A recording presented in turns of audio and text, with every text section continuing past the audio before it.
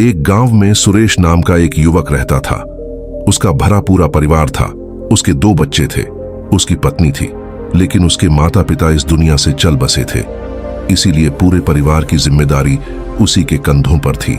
बच्चे अपनी पढ़ाई करते थे और उसकी पत्नी अपने घर गृहस्थी के कामों के साथ साथ गाय भैंस बकरी इत्यादि का दूध बेचकर अपना घर चलाती थी। और सुरेश पहाड़ में पत्थर तोड़ने का काम करता था। बहुत ही मेहनत भरा काम था। पूरे दिन काम करता तो रात को थक कर घर पर वापस लौटता। लेकिन इतनी मेहनत करने के बाद भी अगर सुरेश को गांव का कोई भी आदमी मदद के लिए बुलाता तो सुरेश कभी भी मना नहीं करता था। उसके जीवन का एक ही सिद्धांत था, अगर मैं दूसरों की मदद करूंगा तो परमात्मा मेरा साथ देंगे, परमात्मा मेरे साथ कुछ बुरा नहीं होने देंगे। सुरेश अपने इस सिद्धांत का पालन बहुत ही कड़ाई के साथ करता था।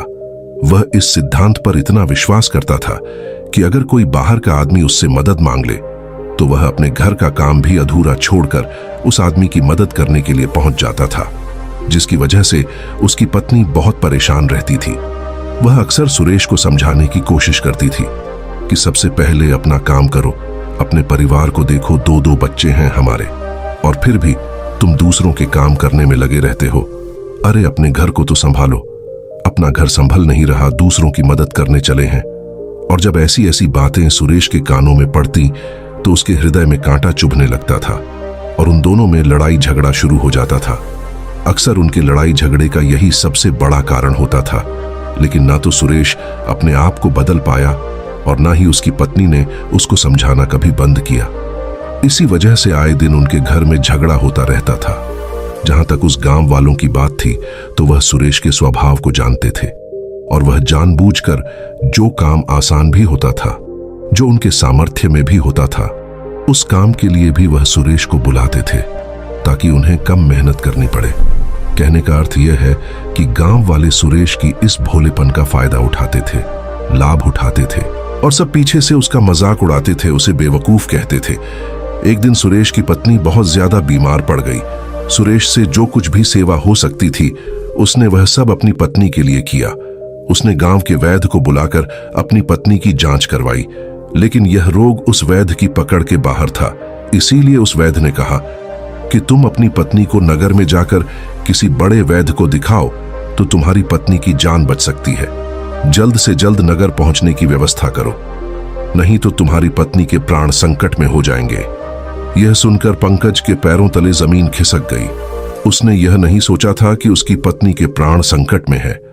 वह सोच रहा था कि कोई साधारण सा रोग होगा जिसका इलाज हो जाएगा। लेकिन जब उसने वैद्य की यह बात सुनी तो वह घबरा गया। अब पत्नी को नगर तक कैसे लेकर जाएं? क्योंकि उसके पास इतना धन नहीं था कि वह अपनी पत्नी के लिए एक घोड़ा गाड़ी करके उसमें अपनी पत्नी को लिटाकर नगर में ले जा सके। उसकी पत्नी की हालत बिल्कुल चलने की नहीं थी, इसलिए उसे नगर पहुंचने के लिए किसी घोड़ा गाड़ी की जरूरत थी। संयोग से उसके पड़ोसी राजू के पास एक घोड़ा गाड़ी थी। वह अक्सर व्यापार के लिए अपनी घोड़ा गाड़ी नगर में जाया करता था। इसीलिए सुरेश के मन में विचार आया कि मैं राजू की घोड़ा गाड़ी ले सकता हूं। मैं राजू की इतनी मदद करता हूं, कभी उसके काम को नहीं टाला तो वह तो मेरे काम को कभी मना ही नहीं कर सकता। और यही सोचकर वह घोड़ा गाड़ी लेने के लिए राजू के पास पहुंच जाता है। लेकिन राजू बहुत ही चालाक इंसान था। वो बिना किराए के अपनी घोड़ा गाड़ी अपने सगे संबंधियों के लिए भी नहीं ले जाता था। तो सुरेश की तो दूर की बात रही। जब सुरेश ने उसे घोड़ा गाड़ी के बारे में पूछा तो उसने यह कहकर टाल दिया कि मेरे घोड़े बहुत ज्यादा बीमार हैं, वह शायद बच भी मुश्किल से पाएंगे। 5 दिनों से वह कुछ नहीं खा रहे, तो ऐसे में बेचारा घोड़ा गाड़ी लेकर कहां नगर तक पहुंच पाएगा। हाँ, अगर तुम कुछ धन की व्यवस्था कर सकते हो तो मैं अपने एक मित्र की घोड़ा गाड़ी तुम्हारे लिए मंगवा सकता हूं। यह सुनकर सुरेश परेशान और चिंतित हो गया, क्योंकि उसके पास धन तो था ही नहीं। इसका मतलब उसकी पत्नी बड़े नगर में वैद्य के पास इलाज के लिए पहुंची नहीं पाएगी। उलझन भरे हुए विचार लिए जब सुरेश वापस आ रहा था तो उसने एक दिल दहला देने वाला दृश्य देखा। उसने देखा कि राजू के घोड़े, जो राजू के कहने के अनुसार बीमार थे और कुछ खा भी नहीं रहे थे, वही घोड़े गांव का ही एक युवक उसकी बाट से खोलकर बाहर ला रहा था और गाड़ी में उसको जोत रहा था। यह देखकर पहले तो सुरेश को कुछ समझ में नहीं आया। उसके बाद जब सुरेश ने उस युवक से पूछा तो उसने बताया कि राजू ने यह घोड़ा गाड़ी उसे किराए पर दी है। यह सुनकर सुरेश का दिल टूट गया। उसने कभी सपने में भी नहीं सोचा था कि उसका सबसे अच्छा मित्र राजू उसके साथ ऐसा कर सकता है। हालांकि यह इस बात पर दुखी होने का वक्त नहीं था, इसीलिए सुरेश वहां से जल्दी लौट जाता है और गांव के ही एक सेठ के पास जाकर कुछ धन उधार लेकर राजू को दे देता है। राजू अपने मित्र सुरेश की पत्नी को वैद्य के पास नगर में ले जाता है। जब उसकी पत्नी का इलाज चल रहा था तो सुरेश यही सोच रहा था कि एक वह दिन था जब राजू की बेटी बीमार हो गई थी और राजू यहां पर नहीं था, तो मैं पूरी रात वैद्य जी के पास उसके लिए बैठा रहा था, उसकी देख रेख की थी, उसकी सेवा की थी। कितने दिनों तक राजू नहीं आया था, तब मैं ही उसके परिवार की देख रेख किया करता था। हाँ, एक ऐसा दुर्भाग्य है यह जिसके लिए मैंने इतना कुछ किया। उसने एक घोड़ा गाड़ी देने से मुझे मना कर दिया, और वह भी तब जब मेरी पत्नी जिंदगी और मौत के साथ खेल रही थी। कुछ देर बाद वैद्य बाहर आकर सुरेश को एक बहुत बुरी खबर देता है। वह सुरेश को बताता है कि उसकी पत्नी को कैंसर रोग हो चुका है और इसका कोई भी इलाज नहीं है, उसके पास कुछ समय ही शेष बचा है। यह सुनकर सुरेश दुखी होकर वहीं जमीन पर बैठ गया। उसकी पूरी दुनिया उजड़ने वाली थी और उसे कोई रास्ता नजर नहीं आ रहा था। कुछ समय बाद उसकी पत्नी चल बसी और अब दोनों बच्चों की जिम्मेदारी उसके कंधों पर आ गई थी। लेकिन यहां पर सुरेश के सारे सिद्धांत टूट चुके थे, उसके सारे भ्रम खत्म हो चुके थे। अब उसके दिमाग में एक ही बात थी कि अच्छा कर्म करने से परमात्मा साथ नहीं देता, बल्कि बुरे लोग फलते फूलते हैं, और इस बात का मैं सबसे बड़ा गवाह हूं। यह विचार अक्सर उसके दिमाग में चलते रहते थे और इसी वजह से उसका मन धीरे धीरे संन्यस्त हो गया, देश दुनिया से दूर हट गया। और एक दिन ऐसा भी आया जब वह अपने बच्चों को अपने रिश्तेदारों के पास छोड़कर इस देश दुनिया को त्याग कर एक सन्यासी बनने के लिए घर से निकल पड़ा। उसने गांव में किसी को कुछ नहीं बताया, किसी को नहीं पता था कि सुरेश अचानक कहां गायब हो गया। सन्यास की दीक्षा लेने के लिए वह एक बौद्ध भिक्षु के पास पहुंचता है। बौद्ध भिक्षु उस समय ध्यान में बैठे हुए थे।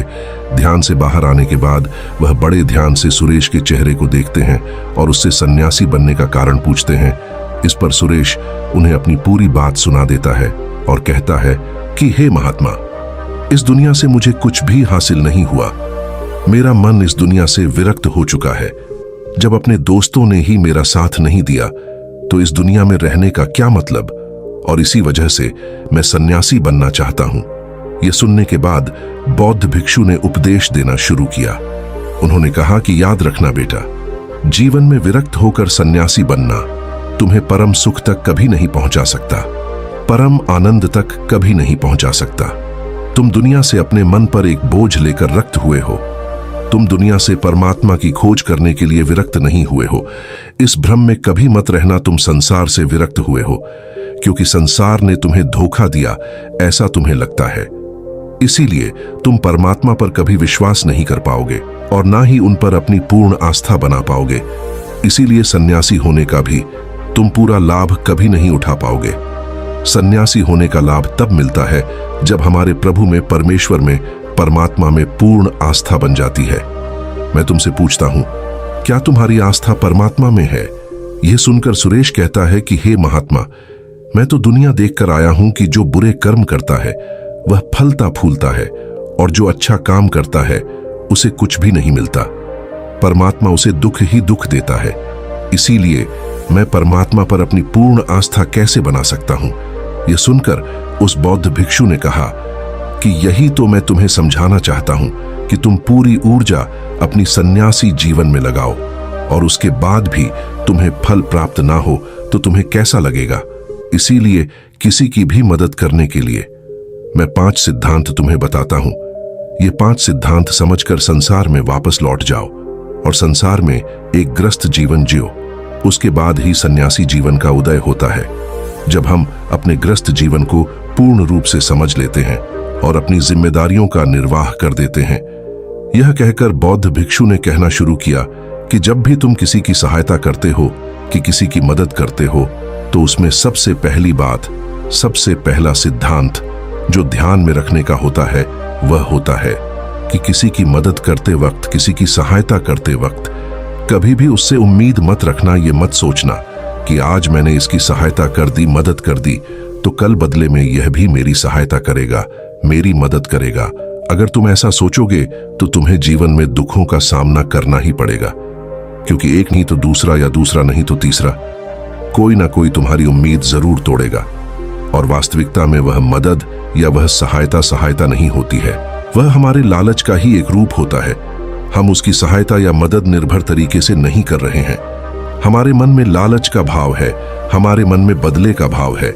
हम यह सोचकर मदद करते हैं कि इसकी मदद कर देता हूं तो कल यह मेरी भी मदद करेगा, और यही लालच हमें अक्सर उन लोगों की मदद करने पर विवश करता है जो किसी ना किसी रूप में धनवान होते हैं, क्योंकि हमें लगता है कि कल यह आदमी धन के द्वारा मेरी मदद कर सकता है।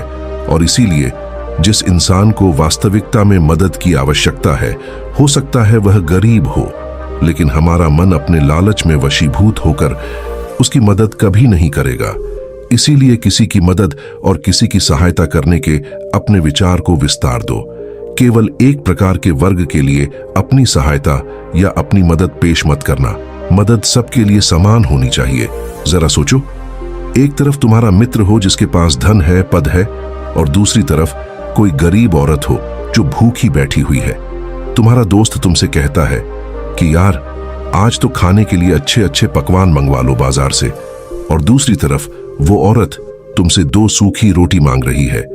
तो तुम किसकी मदद करोगे? कौन मदद का हकदार सबसे पहले है? सबसे पहले हमारा कर्तव्य बनता है कि उस औरत की भूख मिटाए, लेकिन अक्सर इंसान ऐसा नहीं सोचता। वो अपने दोस्त को तो खिला देगा, उसको तो बाजार से बहुत महंगी वस्तु मंगाकर दे देगा, लेकिन किसी गरीब को उसकी भूख मिटाने के लिए पैसा या धन नहीं देगा। दूसरी बात जो ख्याल में रखने की है वह यह कि सहायता करते वक्त हमारा लालच कभी भी उसके साथ नहीं जुड़ना चाहिए। अक्सर हम जब किसी की मदद करते हैं तो हमारा लालच और हमारा स्वार्थी भाव उसके साथ जुड़ा होता है, और हम अपनी भविष्य की योजना तैयार करके उस आदमी की मदद करते हैं। हम यह सोचते हैं कि अगर मैं इसका यह काम करूंगा तो भविष्य में यह आदमी मेरा वह काम पूरा कर देगा, और वह सहायता, वह मदद बिल्कुल भी परमात्मा के द्वार को नहीं खटखटाता, क्योंकि वह लालच है। जाहिर है आप अपने आप को धोखा देने के लिए अपने लालच को एक सहायता, एक मदद का रूप दे रहे हैं। तीसरी बात जो ख्याल रखने की है वह यह कि अपने सामर्थ्य के हिसाब से दूसरे की मदद करो। कभी भी एक ग्रस्त आदमी को किसी की इतनी सहायता नहीं करनी चाहिए जिससे कि उसका परिवार और उसके बच्चे कष्ट में जीवन बिताएं। सबसे पहला फर्ज हमारा होता है अपने परिवार को सुखी रखना, उनकी जरूरतें पूरी करना, और उसके बाद दूसरों की मदद करना आता है। लेकिन कुछ लोग दूसरों की मदद पहले करते हैं और अपने परिवार को इज्जत कम देते हैं, जिससे कि परिवार में लड़ाई झगड़े आए दिन पनपते रहते हैं, और यह सब हम समाज में आसपास देखते रहते हैं। चौथी बात जो ख्याल में रखने की होती है वह यह कि अपना कर्म, अपनी जिम्मेदारियां पहले निभानी होती है। हम अपना कर्म, अपना काम छोड़कर पहले दूसरों की मदद करने के लिए चले जाते हैं, और जब दूसरा बदले में हमारी मदद नहीं करता तो हमारा दिल दुखी हो जाता है। हम सोचते हैं कि मैंने तो अपना काम छोड़कर उस आदमी की मदद की थी और वह आदमी मेरी मदद ही नहीं कर रहा है। इसीलिए अपना कर्म सर्वप्रथम, अपना कर्म सबसे ऊपर रखना, क्योंकि वही काम करने के लिए इस दुनिया में हमारा जन्म हुआ है। और सबसे आखिर में जो बात समझने की है वह यह कि परमात्मा की मर्जी से ही सब कुछ होता है। हमारा कर्तव्य है अपने कर्म को करते जाना। करनी धरनी तो ऊपर वाले के हाथ में है, इसीलिए जो कुछ भी होता है सब ऊपर वाले पर छोड़ दो। अगर तुम्हें कोई धोखा भी देता है तो यह समझ के चलो कि वह सब ऊपर वाले की करनी होती है। आप यह मान के चलो कि मैं करता नहीं हूं, मैं तो एक माध्यम हूं करवाने वाला, तो वो है, उसके सामने किसकी मर्जी नहीं चली। जब यह आस्था, यह विश्वास हमारे मन में पनपने लगता है तो हमारी सारी शिकायतें दूर हो जाती है, क्योंकि इस दुनिया में जो भी होता है अच्छे के लिए होता है। जो भी हो रहा है अच्छे के लिए हो रहा है, और जो भी होगा अच्छा ही होगा। चाहे हमारी बुद्धि आज वर्तमान में इस सिद्धांत को ना समझ पाए, लेकिन जीवन में कभी ना कभी, किसी ना किसी मोड़ पर आपको जरूर यह एहसास होगा कि जो हुआ था वह अच्छे के लिए ही हुआ था। इसीलिए सारी शिकायतें दूर कर दो और बस अपना कर्म करते जाओ। अपने ग्रस्त जीवन को पूर्ण रूप से जी लो और उसके बाद ही सन्यासी जीवन की नींव होती है। इसके बाद बौद्ध भिक्षु ने सुरेश को कहा कि वापस अपने गांव लौट जाओ, अपनी बेटियों को वापस लेकर आओ, उन्हें पालो पोसो, अपने बच्चों को वापस लेकर आओ, दूसरी शादी कर लो, लेकिन बच्चों का पालन पोषण अच्छे तरीके से करो। यह सुनकर पंकज अपने बच्चों के साथ अपने गांव में वापस लौट आता है। गांव में किसी को खबर नहीं थी कि सुरेश कहां पर गया हुआ था और वह क्या ज्ञान लेकर वापस लौटा है। लेकिन अगले दिन सुबह सुबह गांव वालों ने सुरेश के चेहरे पर एक अलग ही चमक, एक अलग ही आभा पाई। यह कहानी हमें यह भी सिखाती है कि मदद करते समय हमें किसी प्रकार की उम्मीद नहीं रखनी चाहिए और मदद का असली अर्थ तभी होता है जब हम निस्वार्थ भाव से किसी की सहायता करते हैं। परमात्मा पर अटूट विश्वास रखते हुए अपने कर्म करते रहना चाहिए, क्योंकि सच्चा सुख और शांति हमें तभी मिलती है जब हम अपने कर्तव्यों का पालन पूरी ईमानदारी और निष्ठा से करते हैं। दोस्तों, आपने आज के इस वीडियो से क्या सीखा वह मुझे आप कमेंट में बता सकते हैं। इसी के साथ में उम्मीद है कि आपको आज की वीडियो पसंद आई होगी, तो इस वीडियो को उस इंसान को शेयर करें जिससे यह कहानी सुनने की जरूरत है और उसी के ठीक बाद चैनल को सब्सक्राइब करें। तो चलिए फिर मिलते हैं ऐसी एक और नई वीडियो।